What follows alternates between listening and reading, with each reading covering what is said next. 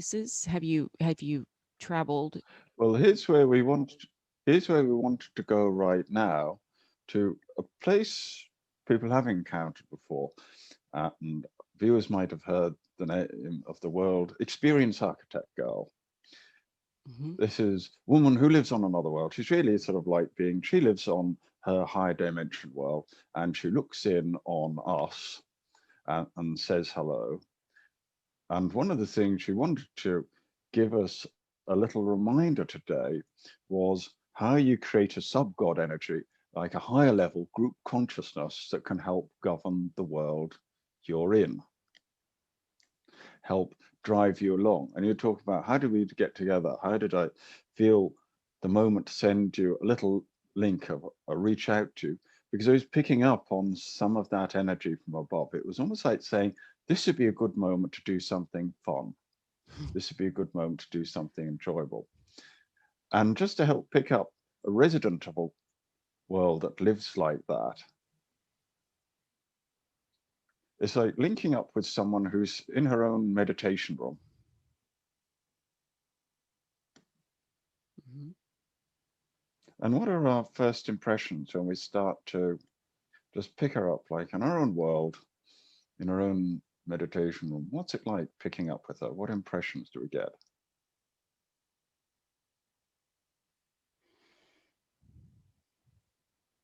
I see a wall of space.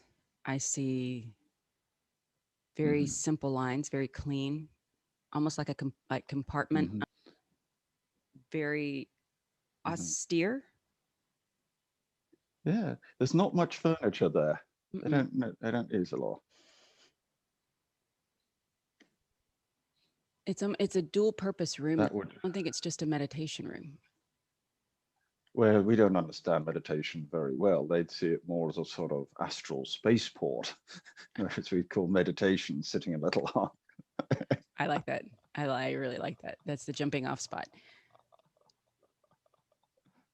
And can we sync with her breathing? This will help us to synchronize with her breathing.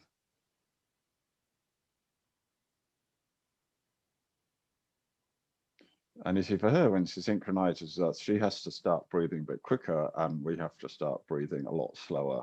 And we meet somewhere in the middle. We often joke when meeting up with us, it's like panting, I think. So as she's concerned, because we breathe so fast and she breathes so slow.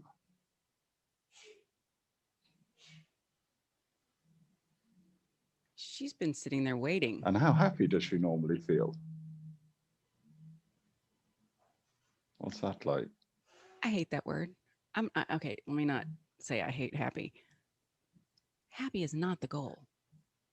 Peaceful, Yeah, content. peaceful.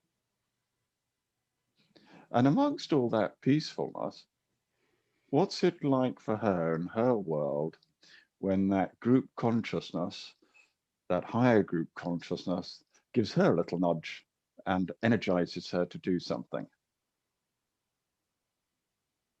Well, she doesn't always get to connect. What? You know what, David? You know what I just saw? You want to come in? Go on. A round, like, Hmm. but she's here and then around, and there was like some sort of energy that went Hmm. through everybody, connecting everybody. Hmm. And there are several people, Yes, like 8 or 9 people. yes. So it's not just her. You're right. She's got friends amongst her, and they're all connecting to the same energy. So that same higher group consciousness is affecting them all, and it can help them all work in unison. Mhm. So sometimes it could give them individual tasks, and other times it reminds them to do something as one group unit. A bit like in our human bodies, we have cells working together, some doing their individual jobs, but still working as a unit. Mhm. And by comparison, we don't feel so much of that on Earth. And because we don't feel it on Earth, we're not used to it. And we even deny that it could exist.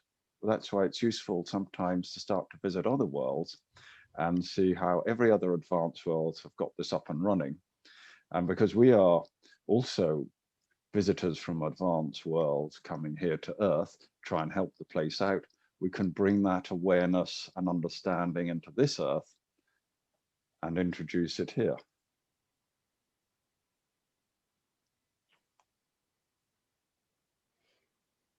Again, So these how do great, you feel? What's that connect like? it's beautiful, and it's patient.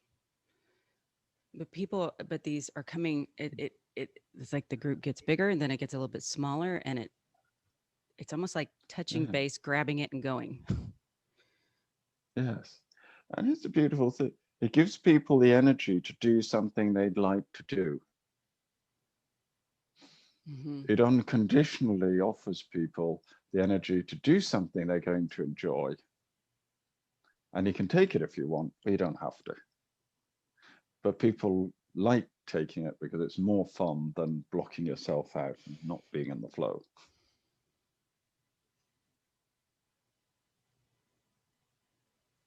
So thank you for this because I now know what to connect to. Yeah. And Excuse, you see, on this earthly world, we're helping power up the earthly. And last time, I'm sorry, David. Last time I saw it, baby, it was either in the kitchen or under. It was on the thing under the screen. mhm. Say that again. I apologize. It is fun of being a mom. You see, a hub of the household without whom it cannot function.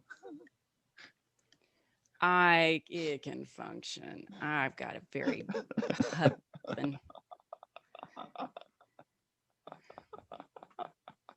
Okay, I want to go back and I want you to say what you said just a minute ago. You have to relax your breathing, by the way.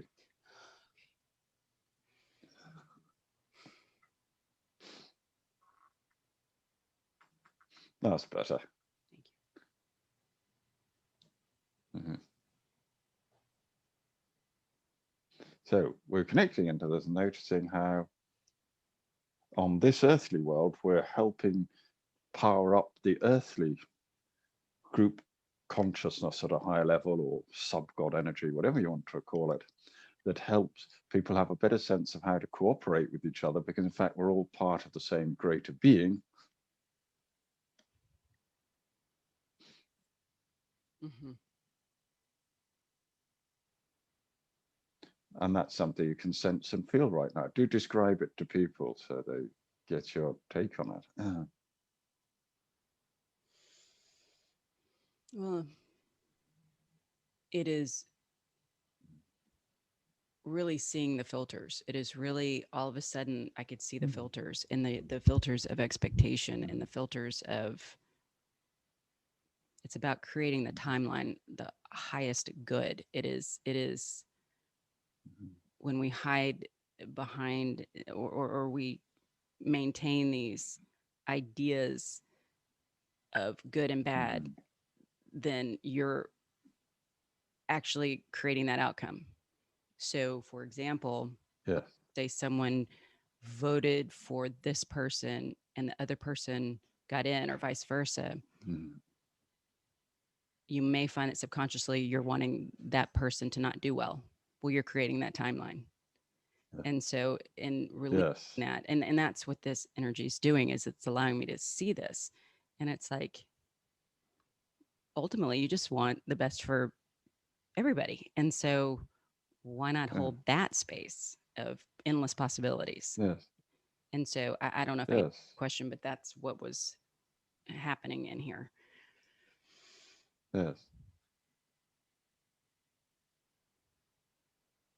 And breathe through the nice energy, encouraging that. And incidentally, some people might say, what's this talk of sub-God? Isn't there a sort of main God up top somewhere? You get some direct orders through and give you the perfect instruction. All I'll say is, as a little suggestion, when you go bumping into it, you'll tend to find it doesn't have a lot of uh, suggestions and laws.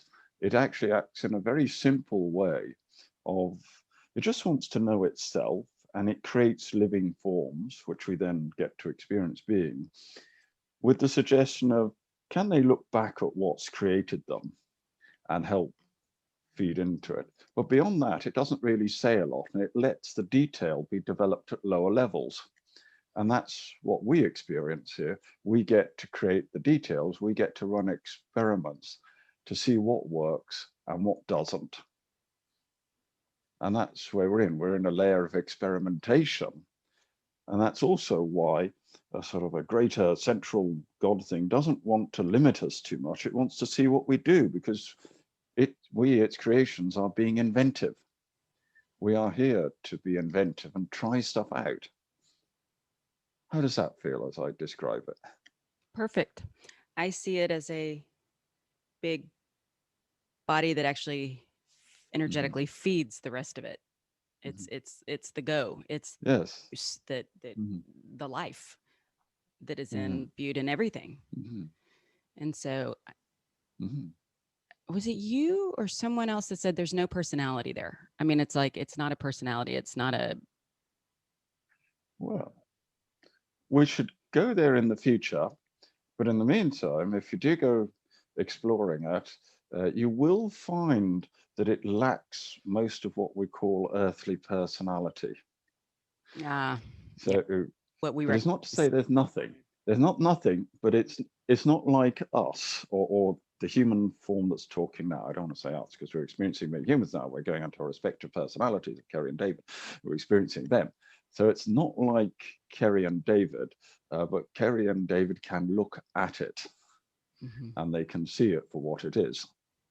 But if you're expecting something that looks incredibly complicated, it's not what you tend to find. And it takes a little while to get a human comprehension around what you do find, because it's so different to what the human forms are. And Mm. that's why the human forms are there. Their human forms create an enormous contrast. They're so different from what has generated them that at first they don't even understand what it is. But because of that high contrast, they can see things that perhaps more advanced form, a more advanced being on a nice, happy planet with a nice working sub-god where they don't need money and they don't war with each other. On that nice, happy planet, they might not see things that could be spotted from the earthly world. Mhm. So human forms have their validity, and that's why we plugged into this. Absolutely, absolutely. Is the Mhm. architect I mean, I'm just going to say she, but is she considered a sub god? Uh, she wouldn't like to see herself as that any more than we are, because she sees us and ourselves as higher beings. And she knows she's pretending to be something that looks a bit human, but we keep forgetting that we're not just human, we're something higher. So she sees us as higher beings pretending to be human who keep forgetting that we're higher beings. And incidentally, if you're wondering why they call her architect girl, because she designs experiences, she would often look at our world and say, oh, you're in your own little simulator or your own little package of a world experiencing it. And she's an occupation, designs other little experiential worlds. That's what she gets up to. She's She designs experiences. That's why like a we video game designer. call her. Yes, you've got it. And she finds linking into our worlds interesting because she does a bit of research and drops in a few suggestions in the process.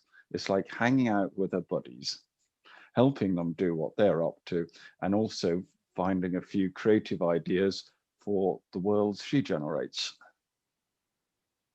For some reason, that's very reassuring to me. It takes it out of the Mm-hmm. etheric and puts it into almost a practical. Like, okay, I can do that. Mm-hmm. Yes, Oh, yes, well, thank you. And I know you're about to have to hop off too. You had to leave at 1400. yeah. Yeah. What's it? I have now a short break before I'll be working with a nice person, a nice guy. Him and his wife, they've gone and given birth to the most amazing visitor child, whose first reaction to this earth to say is, everything feels uncomfortable.